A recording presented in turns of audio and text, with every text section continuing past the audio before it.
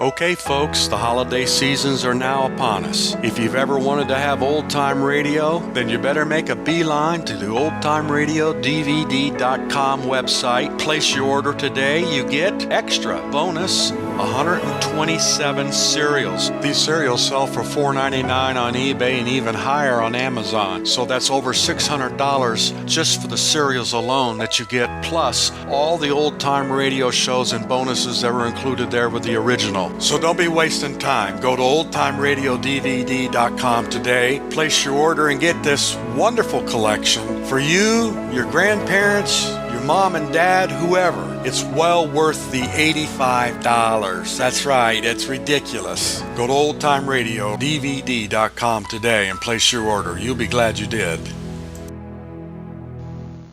Squire of 79 Wistful Vista is strictly a guy who likes 3 good meals, particularly for breakfast. Get a load of him, getting a load of calories as we meet Fibber, McGee, and Molly.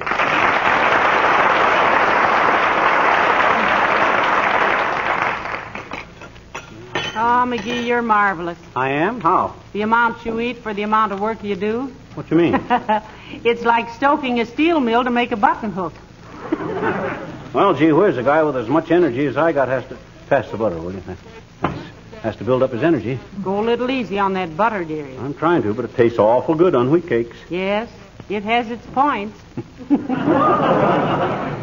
a pound to be exact. Ah, boy, am I full. Any more wheat cakes? Let me look. There's about 6 more, dearie. You want them? Oh, might as well finish them up. Ah, much obliged. Now for the... Hey, get some more syrup, will you? I'm sorry, McGee. That was the last of the maple syrup. But I'll have Beulah bring you some honey, huh? Honey? On wheat cakes?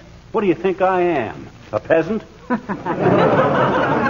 about some jelly or jam? My gosh, no. What's the idea of running out of maple syrup right while a guy's in the middle of breakfast? Wheat cakes without maple syrup. Now, relax, McGee. I'll catch the first plane to Vermont and roll a barrel of it home for you. Why go to Vermont? What's Vermont got that we haven't got? Maple syrup. And where does maple syrup come from? The grocery store. From maple trees, that's where it comes from. And what have we got standing right out there in the front yard? Oh, that man from the finance company? No, sir, a maple tree. That's what we got standing right out there in the front yard. And why we've been paying out our good dough for maple syrup all these years with a tree practically dripping with it out in the front yard, I'll never know. Do I understand you're an expert on maple trees, too? And why not? My Uncle Sycamore had one of the biggest maple tree orchards in New England. Whereabouts in New England? Just west of Columbus, Ohio. I'll never forget one maple tree he had that was right by my bedroom window. It'd been plugged for syrup in so many places it looked like a king-size piccolo. Well. I remember how I used to lie there in bed when the wind was blowing and hear that tree softly playing the old oaken bucket. Oh, now look, McGee, I don't like to be a killjoy, but I seem to remember that maple trees are tapped in February or March. And that's the trouble with the whole maple syrup industry. What do you mean? Them dummies all throw their syrup on the market at the same time. Flood the market all winter, and when summer comes, you can't buy it for love or money. Well, I wouldn't know. I've only tried money. Let's see. What do I need to tap that tree? I'll need a bracing bit. A 3-inch bit ought to be big enough to make a big enough hole. 3 inches? Yeah. What are you going to do, crawl into the tree and dip it out? You don't understand the principle of the siphon, kiddo.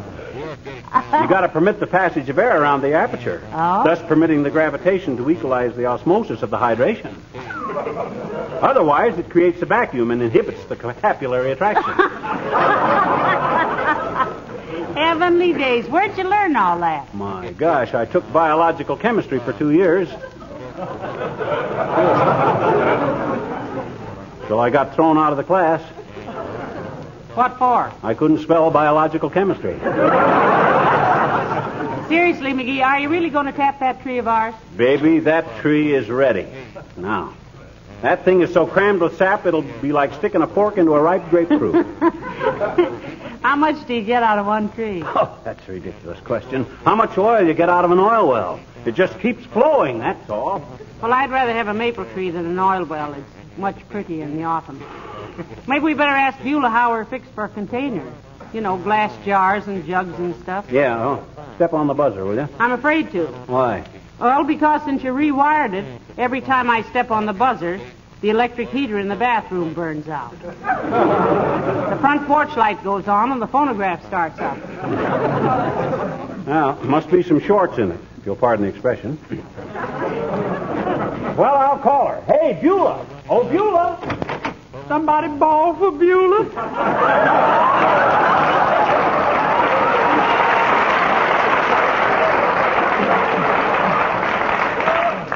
Mr. McGee is going to tap that tree out in front for maple syrup, Beulah. Who's going to tap the which for what?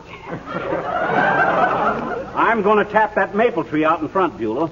Going to make our own maple syrup. Well, for goodness sakes, is that where that stuff come from?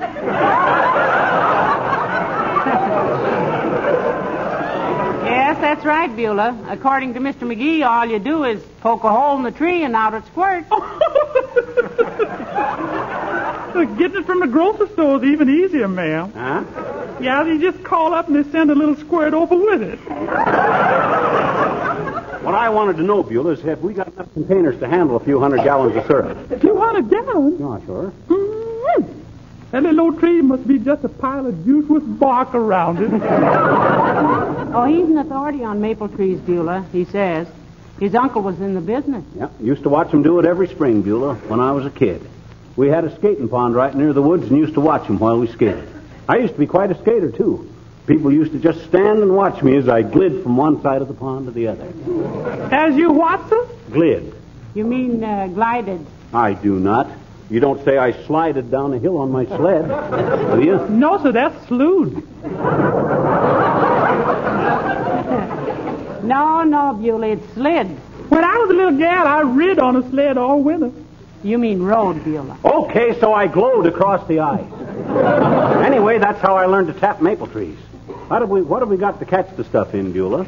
Well, you can use that old wash bottle in the basement. Fine. Yeah, and we got a couple of big lard cans in the back room. Great.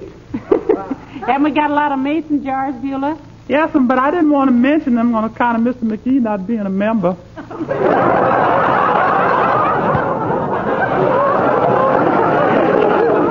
We won't tell the Masons anything about it, Beulah. I'll just put the stuff into the jars surreptitiously. Go put it in the jar surreptitiously. Look at the man.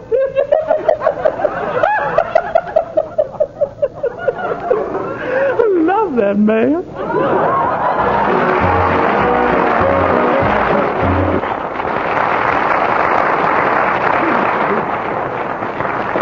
Hey, Molly, I wonder where I can get a few barrels. Few barrels of what? Empty barrels to store the maple syrup in. Hand me the classified directory, will you? Here you are. Thanks. Let's see, barrels. The barrel of fun dance hall, 20 beautiful hostesses. Yeah. 10 ugly bouncers. Benny's barrel house, food and drink for man and beast. Try not to act like a beast. Maybe you can find something under hogshead or keg. Oh, no, here it is. Wistful Vista Barrel Company. Barrels made from seasoned oak staves and rustless iron hoops, my dear. Oh, that's the one. Hand me the phone. Here. Thanks. Hello, operator. Give me the Wistful Vista Barrel. Come. Is that you, Mert? Oh, dear. How's every little thing, Mert? Tis, eh? What's that, Mert? Your grandfather. Been hollering his head off all week because somebody stepped on his corn, eh? Well, I don't blame him, Mert. Well, that's a lot of fuss to make just because somebody steps on your corn. He not only stepped on it, he spilled it all over the basement.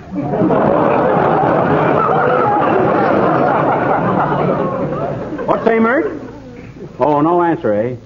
Well, thanks anyhow, Mert. No luck? No. But I can get Joe's Tavern to send me over a few empty barrels. That'll be lovely. We'll have maple syrup with a slight tang of stale beer. Well, I got to get to work. Now, let's see. Here's my brace and bit and a funnel. I'll have Joe send me over a spigot, too. That's a great idea. Then every time we have wheat cakes, Beulah can run out to the backyard and draw a quart of maple syrup.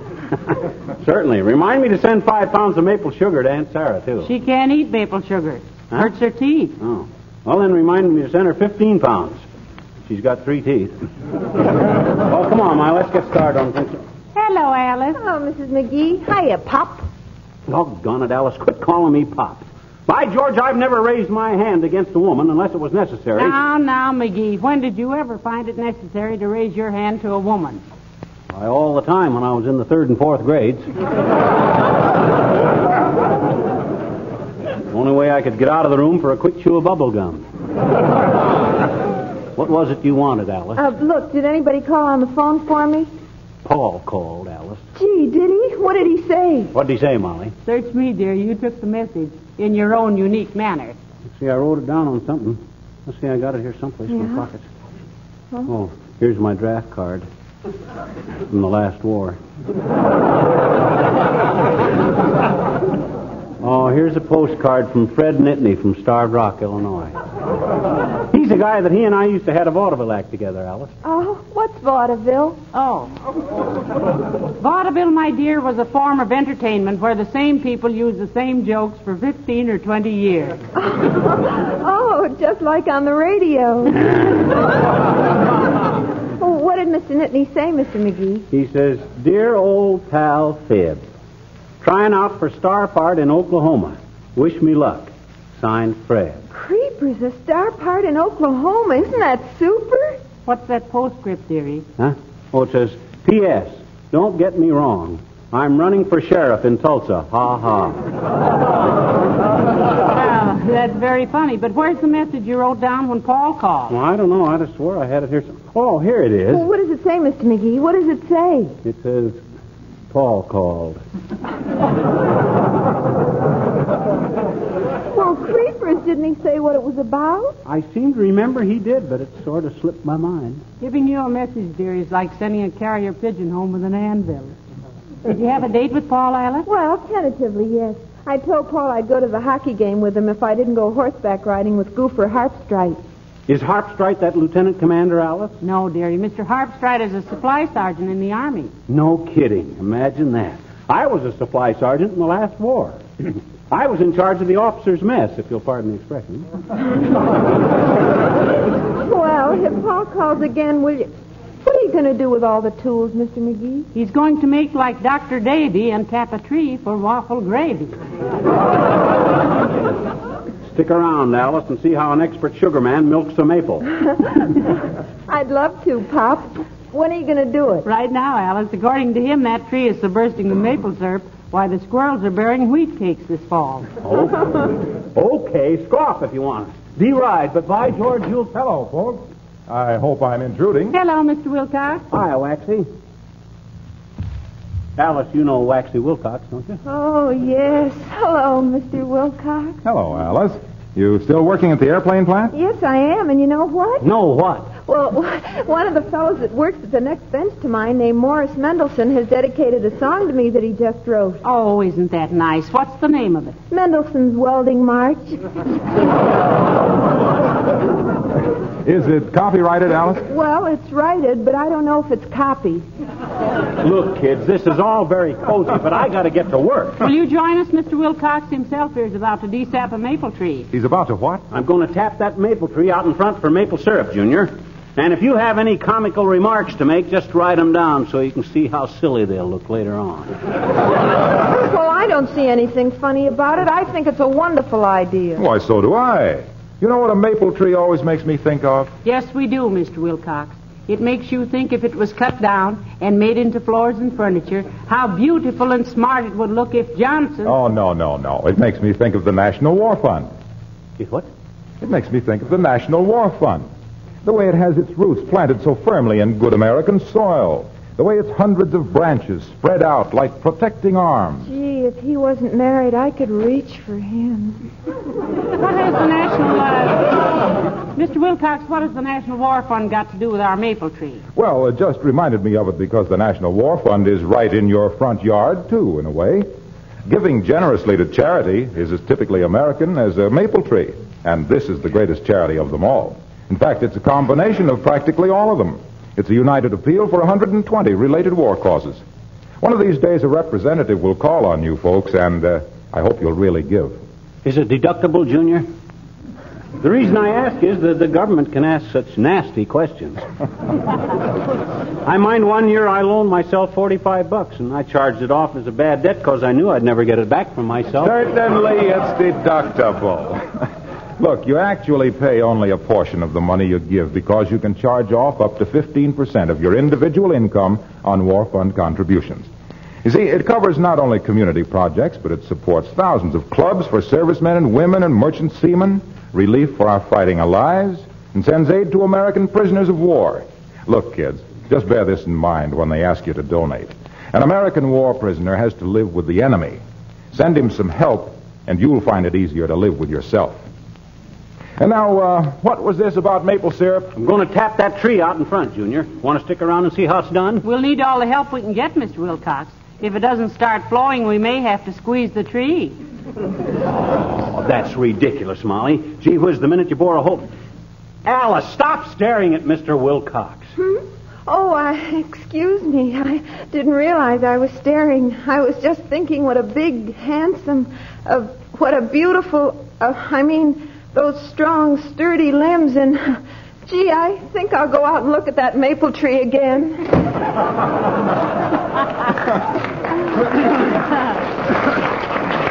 Well, it's a good thing you're safely married, Mr. Wilcox. I think you've made a conquest. Not that you wouldn't have lots of competition. She's a very popular kid, isn't she? Popular? Just sit by our telephone some evening, Junior, if you want to know for whom the bell tolls.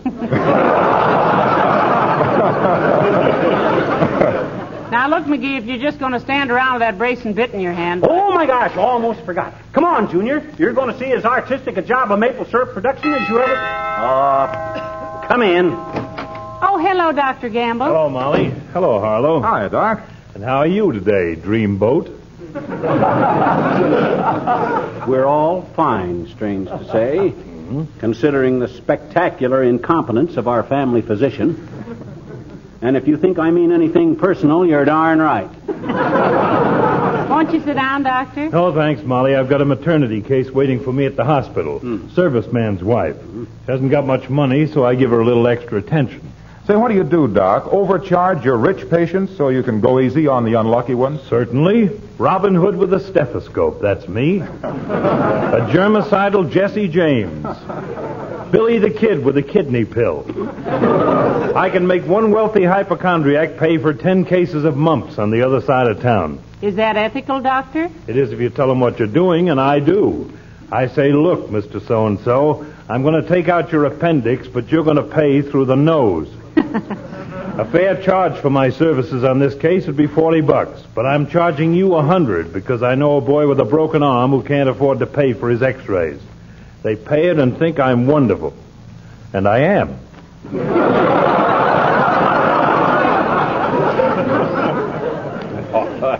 You great, big, benevolent burglar. I'll bet you stash away about 40% of that dough you chisel out of the upper crust. If I thought you really thought that, you minor accumulation of fatty tissue, I'd slap your lower maxillary so far down into your thorax it would take a laparotomy to extract your incisors.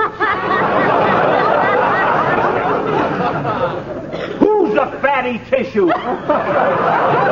You big oxygen tent. You couldn't slap your way out of a wet newspaper. Oh, yeah? You got about as much... Hey, wait a minute, pal. Say, Doc, do you want to watch an interesting operation? I'd love to, my boy. Who's operating on whom for what? Fibber's going to perform a saparotomy on that tree out in front.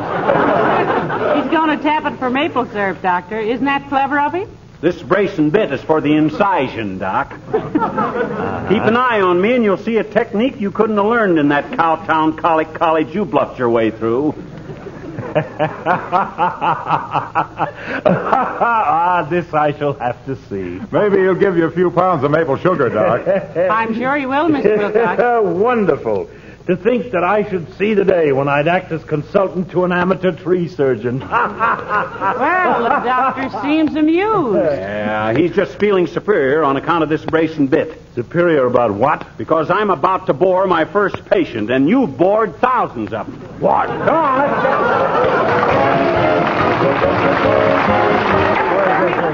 Well, say, I hope he doesn't damage this tree. After the years I've spent telling people how to preserve and protect things made of wood. Oh, creepers, I hope he doesn't hurt it either. He seems to be awfully confident. It's a beautiful shade tree, Molly. It'd be a shame to hurt it. Okay, everybody, about ready to start. What was you saying, Doc? I was saying it would be a shame to damage this beautiful shade tree, McGee. If I lived here, I'd be sitting under it all day. Ah, you'd never take the time, Doc. You're always in such a big bustle, if you'll pardon the expression. Hey, look, get going, will you, pal? I've still got a lot of Johnson's wax to sell today. From today on, Junior, you can give maple sugar for premiums. Well, what's so funny about that? Oh, come on, McGee. Let's have some action here. Okay, now look, everybody. You, Alice, and Doc, and Harlow, and Molly, and me. Ladies and gentlemen, you may be watching the birth of a new industry in Wistful Vista. I may be laying the cornerstone of a great fortune here. Might corner the maple sugar market in the whole state. Therefore, it behooves Can't us you all... poke a hole in a tree without making a speech? I'm afraid you don't appreciate the importance of this occasion, Doctor. After all, the world owes all its progress to the ingenuity of individuals. Original thinkers, like me. Oh, thank you, Alice. I'm glad there's one person who realizes the significance of this occasion. Oh, I was just slapping at a mosquito, Mr. McGee. To conclude my remarks, folks, I want you all to keep this occasion strictly confidential. I don't want anybody else in town to know I'm tapping this tree for maple syrup. Well, I don't think it'll leak out, pal. You don't think what will leak out? The information. Huh? Oh, I thought you meant that. Well, hand me the brace and bit, Molly. Here you are, sir. Do you give the tree an anesthetic? He just gave it a lot of gas in that speech. Creepers, Mr. McGee, I wish you'd get started. I'm all excited. Okay, here she goes. Must be a dull bit. You ought to know. Been doing dull bits for 10 years. You know, it wouldn't seem so dull, McGee, if you were turning it to the right instead of the left. Huh? Oh, yes. Well, here we go again. Better stand back, everybody. Might come gushing out and get you all over syrup. After all, we don't... Wait a minute, Mr. McGee. Wait a minute. Yeah, that wash tub you wanted to catch the syrup in. Oh. Gee, much obliged, Beulah. I'd forgotten about that. My gosh, we might have had the front yard hip deep in maple syrup. Yes, sir. You sure look professional with that old brace and bit, Mr. McGee. A logger with a auger. Okay, now, everybody, out of the way. Stand back. I'm just about to hit the sack. Ah, there she blows. Look at it spurt out.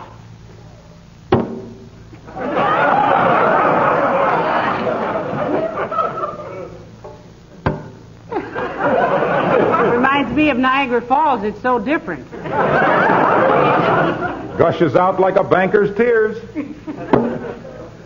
Good thing you like wheat cakes, McGee. By the time you get enough syrup for them, you'll be too old to eat a steak. Well, maybe it just doesn't want to come out while we're watching it. Being bashful is one thing that makes a sap, I always say. Doggone it now. Give it a chance. Give it a chance. There. Well, that's 4 drops in 5 minutes. We ought to have a small pitcher full by August of 1947. How does it taste, McGee? Yeah, try it, pal. Okay, wise guys, I will. Not bad. All it needs is a little sugar. What's the matter with you guys anyway? You've done nothing but snare and snicker behind my back all afternoon. You think you could do better? Not with that maple tree, pal. And what's the matter with this maple tree? Just one little thing, Bright Eyes. And what's that, Doctor? It isn't a maple tree. It's an elm. An elm? An elm? An elm? Elm.